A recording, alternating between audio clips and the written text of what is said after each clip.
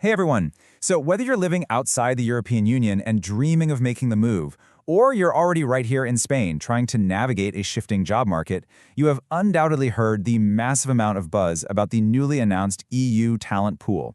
It's literally been making headlines everywhere, generating a ton of questions and honestly, causing a fair bit of confusion too. And that's exactly why we're here today. In this explainer, we're going to break down the facts, decode Regulation EU 2026/1047, and give you a crystal clear understanding of what this platform actually is, and just as importantly, what it isn't. Right off the bat, let's address the elephant in the room. Is this new platform some kind of magic ticket? Like, is it a guaranteed fast track for immigration into the EU? Look, there are a lot of rumors out there right now, so we're going to strip all that hype away.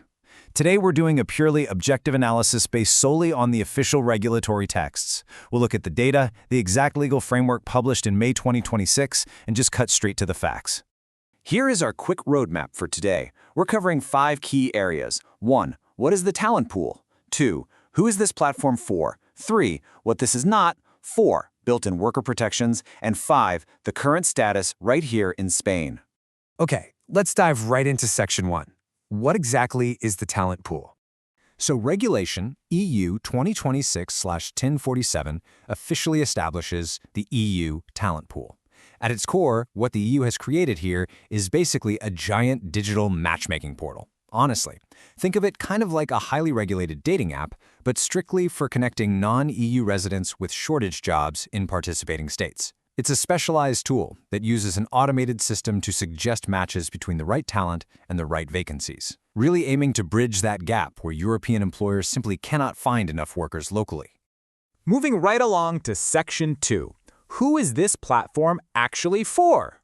As you can see, this platform brings together two very distinct groups.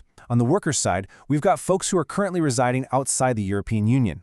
According to the regulation, these individuals can register their professional profiles completely free of charge using the Europass system. Then, on the flip side, we have the employers. But, and this is super vital, these are companies located strictly in participating states. We're going to come back to that word participating in just a minute. These employers will use the platform to post vacancies, specifically in those shortage occupations we just talked about. The automated tool then sits right in the middle, scans the Europass profiles and the employer vacancies, and suggests the best possible matches. All right, Section 3. And pay close attention here because we really need to talk about what this is not. This is absolutely crucial to understand, guys. The EU talent pool is not a visa, and it is not a work permit, okay? It is strictly a platform for job matches and providing information. That is literally where its authority ends. If you get a job match through this portal, it does not somehow magically bypass national immigration laws. The actual process of getting a visa and the whole process of securing residence and work authorization still follow completely separate traditional national procedures. A match does not equal a visa. The only thing the talent pool does regarding immigration is give you information. It'll tell you what those national procedures are and inform you of your labor rights, but it definitely doesn't issue the documents. Which brings us nicely to Section 4, built-in worker protections. Now, knowing the visa process remains separate is super important for managing your expectations. But let's say a match is made. How does the EU actually ensure international workers are treated fairly? Well, the regulation didn't just set up a job board and call it a day. They embedded some serious, mandatory protections to keep things fair, and specifically prevent the kind of exploitation we've sometimes seen in cross-border recruitment. First up, registering your profile via Europass is 100% free for the worker. Second, and this is a massive safeguard, there is a total ban on charging recruitment fees to workers. No one can force you to pay simply to get a job match through this system. On top of that, the regulation mandates equal treatment. That means international talent matched through the pool must absolutely be offered the same minimum wage and the same working conditions as local workers. And finally, the framework includes strict mechanisms designed to combat abusive practices. The whole goal of these safeguards is to build absolute trust in the system and guarantee that international talent is respected. Finally, Section 5, the current status in Spain. So, why the number 9?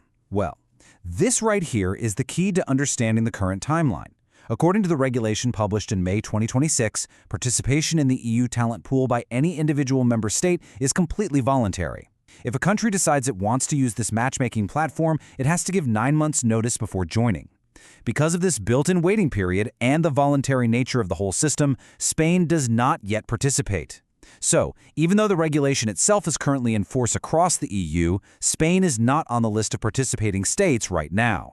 And because Spain hasn't joined yet, your biggest takeaway right now is simply this. There is no direct action for you to take today. The platform itself is designed to become fully operational later on down the line. I really want to firmly state this so nobody wastes their time. You should not be out there looking for an application process, a checklist, or some kind of submission form right now. This is a platform built for the future. Understanding it now definitely puts you ahead of the curve. But today, there is absolutely nothing you need to or even can apply for regarding this specific talent pool.